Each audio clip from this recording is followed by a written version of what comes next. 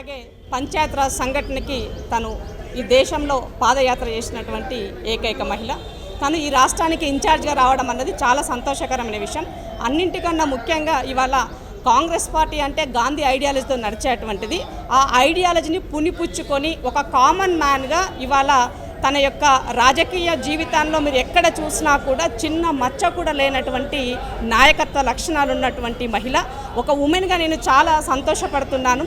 ఒక ఐడియాలజీ బేస్లో ఇవాళ తెలంగాణ రాష్ట్రానికి ఇన్ఛార్జినిచ్చి ఇవాళ ఈ రాష్ట్రాన్ని మరింత బలోపేతం చేయడం కోసము, భారతీయ జనతా పార్టీ చేసే కుట్రలను ఛేదించడం కోసము తనని ఈ రాష్ట్రంలో తన నాయకత్వంలో, మహేష్ అన్న నాయకత్వంలో, రేవంత్ అన్న నాయకత్వంలో పార్టీ ముందుకెళ్ళడానికి చాలా దోహదపడుతుందని తెలియజేస్తూ, ఆమె ఒక కామన్ మ్యాన్గా అంటే తన బ్యాగు తానే మోసేటువంటి వ్యక్తిత్వము సోనియా గాంధీ లాగా.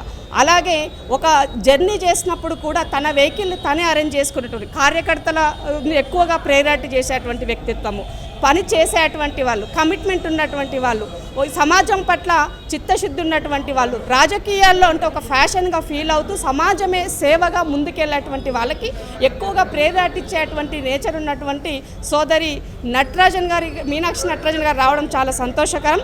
అలాగే తెలంగాణ రాష్ట్ర ప్రజల మహిళల తరపున కూడా సోదరికి వెల్కమ్ తెలియజేస్తూ, తప్పకుండా తన నాయకత్వంలో మరింత బలోపేతం దిశగా ఈ దేశంలో విధ్వంసం చేసినటువంటి భారతీయ జనతా పార్టీ యొక్క ఉనికి లేకుండా చేయడం కోసము తన నాయకత్వం చాలా దోహదపడుతుందని ఈ సందర్భంగా తెలియజేస్తూ, మరొకసారి ఒక కామన్ మ్యాన్ లీడర్ అయితే ఎలా ఉంటుందో మీనాక్షి నటరాజన్ గారిని చూసి తెలుసుకోవచ్చు. Thank you.